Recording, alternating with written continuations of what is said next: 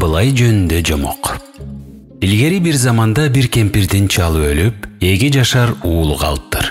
Эптеп күн көрүшүп, бала 12 жашка келиптир. Бир күнү энесинен сурайт экен.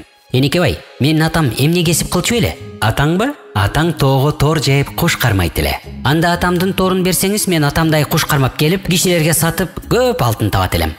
Макул, деп энеси тоого жиберет. Баласы бир карга кармоо алып сүйүнүп келиптир. Бул куш эмес, балам. Куш кармоо колуңан келбейт окшойт. Анда атам башка эмне кесип кылчу эле? Атаң дарыядан балык кармайт эле. Кемпир чалынын торун балага алып берди. Дарыя балыкка бай экен. Кемпир балыкты кандай кармаш керек экен баласына үйрөтүп, көп олжоо менен үйлөрүнө келишти. Бала күндө балыкты көп кармап базарга сата берип, үй окаттарын оңдоп, кыйын балыкчы болуп калды. Күндөрдүн биринде бала дагы көп балык кармап келип, энеси сүйүнүп балыктарды көрүп жатса, арасында эң кооз бир балык жүрүптүр. Ала коюп чакадагы сууга салды эле, баягы балык жан кирип сууга ойной баштады. Абылай, балам, бул укмуш алтын балык биздин багыбызга торго түшкөн экен. Мунучу ханга тартуу кылсак бизге олжо берет. Деп кемпир баласын жетелеп ханга барат. Айткандай, айнек кумурага суу коюп, балыкты салып, ханга тартуулаганы барышты. Хан вазир экөө тең каттуу кубанып балага 100 дилде берип жөнөттү. Абылай өмүрү мынча дилдени тапмак тургай көргөндөй эмес. Өтө сүйүнүп үйүнө келишти. Анан базарга барып көп буюм мал сатып алышты. Жесир кемпирди карабаган агайын туугандары Абылайдын төрүнөн кетпес болуп калышты. Арадан көп өтпөй эле Абылайды баягы хандын жигиттери издеп келип, ханга чакырып кетишти. Хан адилеттүү болсо да, анын вазири каардуу, баш кесер кара мүртөс болчу.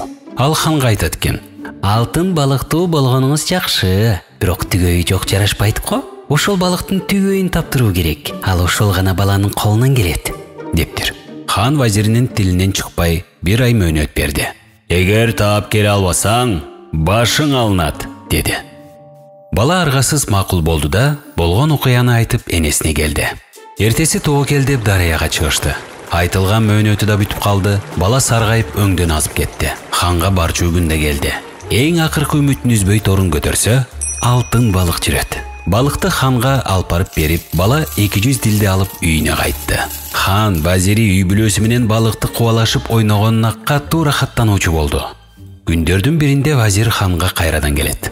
"Ханым, баары жакшы. Эми буга алтын көлдү таптыруу керек. Балыктар кумуранын ичинде эркин ойной албай жатат. Алтын көл чыгыш тарапта перилердин колунда болот деп уккам. Чоңдугу тай казандай, тышы алтын, ичи каухар, суусу тунук мүрөк болот. Бул кереметтүү көлдү эч уста жасай албайт. Абылайды барып алып кел деш керек." Анда хан айтат: "Ушул эле дөөлөт жетет. Жөн нерсеге бирөөнүн баласын кыйнаганда эмне чыкпак эле. Тим эле койгонубуз оңго?" десе, бир аздан кийин ханга кадыры көп өткөн каардуу вазир ханды айтып атып акыры макул кылды.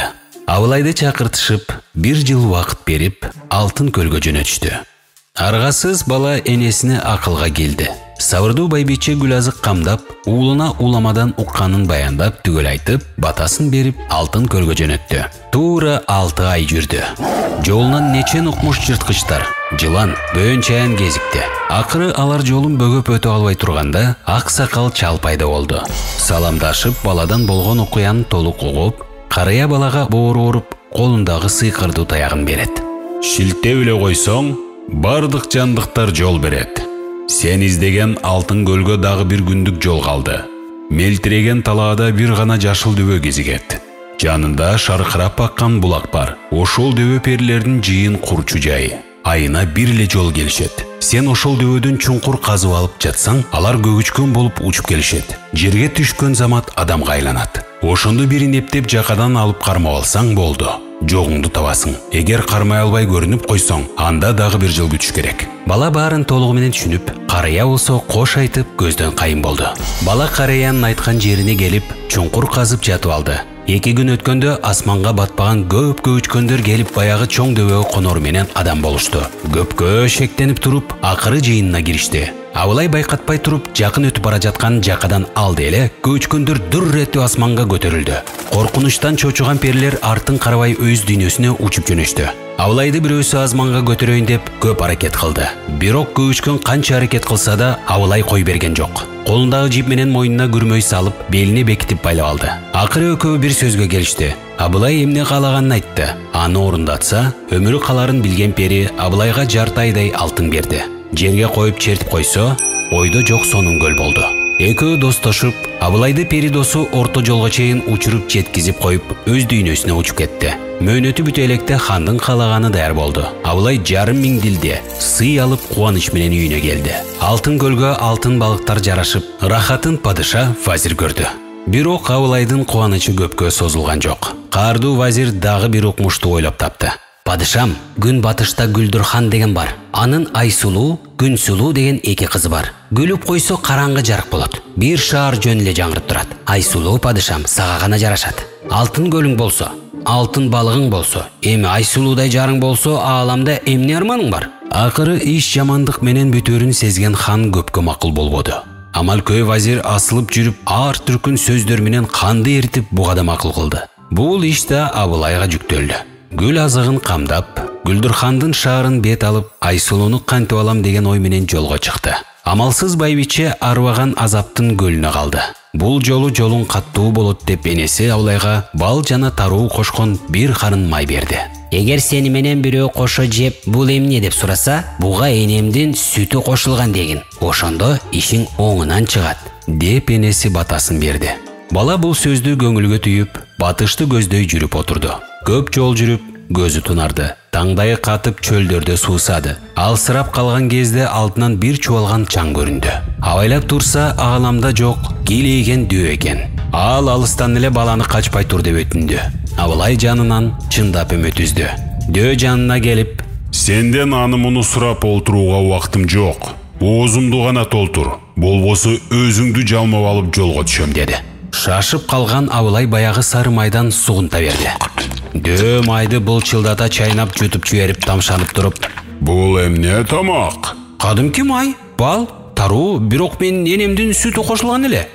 Дөө муну укканда таң калып калды. Эми кызык болгон турбайбы? Мен сени менен эмчектеш болуп калган экенмин. Сени жегеним болбойт. Сага каалаган убагымда жардамга келишим керек экен да. Моону түтөтсөң мен дароо даяр болуп жаныңа келип калам. Деп узун мурутун жылып берип көздөн кайын болду. Кайраттанган Абылай Гүлдүрхандын шаарына да жакындап келип, алыстан көрүп, ушул болсо керек деп жөромолдоду. Шаардан эмес жерден көк өгүз минген, 10 чакты эшки коюн жайган чалга жолукту. Саламдашкандан кийин, мен ата-энем жок, багар көрөрүм жок, баласы жокку бала, ботосу жокку бото болоюн деп жүрөм, деп тилегин айтат. Чал сүйүнгөн бойдон баланы ээрчитип кемпирине жөнөдү. Кемпир дагы сүйүндү. Бир эчкисин союп, өзлөрүнчө той кылып, баланы бала кылып алышты. Бала чөп алачыкты оңдоп, шубактап тамсалды. Абышка кемпир уулду болуп, муунуна муун кирди. Ал жылкы жай өттү. Күз өттү, кыш өтүп, кайра жаз келди. Бир күнү келин алууга сөз болду. Ошондо Абылай өз максатында ишти баштады. Эгер мен аял алсам, Гүлдүрхандын кызын Күнсулууну же Айсулууну аламын. Болбосо дүйнөдөн так өтөмүн, дейт экен. Чал чочуп кетет. Ал хан падыша болсо, мен жакын бара албаган жаман чал болсом, балам, падыша мени бучкагына теңеп койбойт го. Өзүң ойлочу. Анын үстүнө шылдың кылганын кара деп башымды сөзгө келбей кесип жүрбөйүн. О, жарыктык, деди Абылай. Кудалыкка, элчиликке өлүм жок. Бир жооп айтат. Ханга барып келди ата. Эгер балалыкка санабасаң, өзүң билгин, туубасаң да тутунган балаңмын го, деди. Чал бир көзүнө жаш алып, көк өгүздү токуп ханга жөнөп, хандын жигиттерине дайынын айтып, кабыл алчу ортосуна келди.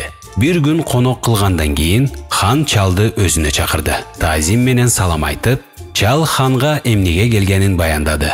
Хан ачуусу келген жок. Уулуңдун чоң таламы бар экен. Биринчиден мага уулуңду көргөз. Уулуңду сынап көрөмүн. Көңүлүмө жакса, 3 мөөрөй беремин. Аткарып кетсе, кыз сеники. Менин шартым ошо. Бирок аткара албаса, башын кесемин. Ошентип Абылайдын башы эки кылычтын ортосунда калды. Муну толук уккан Абылай Күлдүр хандын кылычына барып бергенден башка айла жок экенине көзү жетти. Болжогон күнү падышага келди. Хан баланы көрүп жактырды. Айсулуу менен Күнсулууну да балага көргөздү. Кааласаң 3 мөөрөй берем. Жеңип кетсең кыз сеники. Болбосо башың кесилет, деп хан да бир жол кайталады. Бала макул болду. Мөөрөй башталды. Биринчиси 40 көгүз союлду. Эти казанга салынды. 3 күндүн ичинде жалгыз өзүң жеп бересиң, деп хан айтты. Бала бир үйдө жалгыз өзүн камап, туш-тушка карабол коюну өтүндү. Баланын айтканы аткарылгандан кийин караңгы киргенде Абылай баягы досунун мурутун түтөттү. Көз ачып жумгуча үйгө 40 дөө кирип келди. Бала дөөлөргө баарысын түшүндүрүп бүтө электе эле 40 көгүздүн эти жок болду. Бала бир кабыргасын алып эртең менен мүлжүп отурду. Калыстар келгенде шагыраган гана сөөк калыптыр.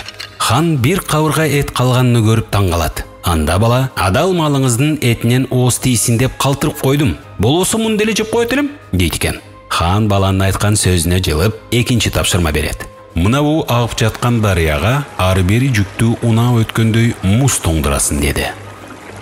Бала кыйшайуусуз макул болду. Досунун мурутун дарыяга салгандай эле кычыраган кыш түшүп, калдайган муз тоңгон дарыя буулду. Муну сынашып калыстар каршы терши өтүп көрүштү. Бирок музда эч шек жок. Мөөрөй дагы баланык болду. Падышанын ачуусу чындап келди. Мына бу тоонун ар жагында Ала көлдө 30 кулач ажыдар бар экен. Ар бир 40 күндө бирден адам, ар бир жумада бирден бодо жейт. Аны бербесең элиңди соруп жок кылам дейт. Мына ошого эртең бир адам керек. Аны өлтүрсөң аман каласың. Болбосо ажыдарга жем болосуң. Бала буга да макул. Эки жагы тең миздүү 2 болот кылыч сурады. Усталар эрте мененге чейин согуп даяр кылып, бала куралды алып ажыдарга жөнөдү. Ажыдардын ачуусун келтирип, болжогон убакыттан кечигип барды. "Бул эмне болду?" деп ачуусу келген ажыдар жөнөгөнү калган экен. Баланы көргөн ажыдар ичи катуу ачынгандыктан алыстан эле оп тартты. Абылай ажыдардын оозуна аба менен учуп жөнөдү. Колундагы 2 мүздүү болотту ажыдардын ууртун көздөй болжоду. Күү менен тийген Абылай ажыдарды жаратылып колунан албарс кылычы түшпөгөн калыбында куйругунун учунан чыкты. Жырткыч эч нерсе чамасы келбей жайын тапты. Эсин жыйган Абылай ажыдардын жоонунан кайыш тилип алып ханга келди. Убадага бекем падыша шартты бузбай, нечен күнү той жасап Айсулууну Абылайга берет экен. Ажыдардан кутулган эл алкыш айткандын гана үстүндө болду. Абышка кемпирди көчүрүп, Абылай өзүнүн шаарына жөнөдү. Нечен айдан кийин келсе, кара мүртөз вазир түйнөдөн кайтыптыр. Ошентип, Абылай 2 энелүү, аталуу, жаш сулуу жарлуу болуп, ушул күнгө чейин бактылуу жашап калыптыр. Бул окуяны мага Абылайдын небереси айтып берди. А мен силерге айтып бердим. Жаккан болсо, лайк басып коюңуздар.